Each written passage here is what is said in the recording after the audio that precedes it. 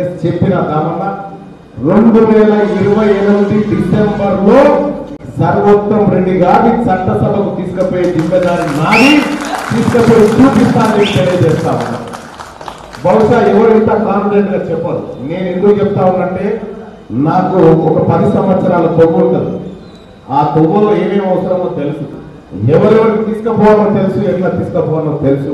కాబట్టి సోదరులారా, మీ అందరి ప్రేమ, కుల బాంధవుల ఆశీర్వాదం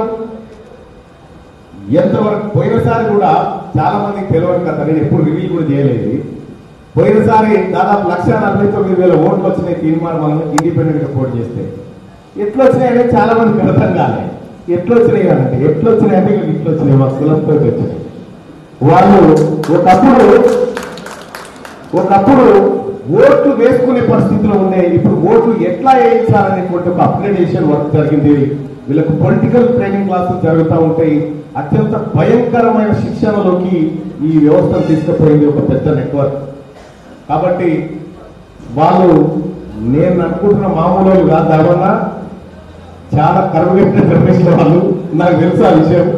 కాబట్టి సోదరులారా, మన బిడ్డ దామన్న, మన బిడ్డ సర్వోత్తమన్న మనల్ని కాపాడుకొని వాళ్ళ తీర్మానం వల్ల ఒక ముందు కాపు బిడ్డలు ఎలాగైతే గెలిపిస్తారని అహర్నిశలు కష్టపడ్డారో రేపు ఆ కుటుంబానికి కూడా అంతే అండగా నిలబడాల్సినటువంటి అవసరం ఉందని చెప్పి సోదరులకు తెలియజేస్తా ఉన్నా.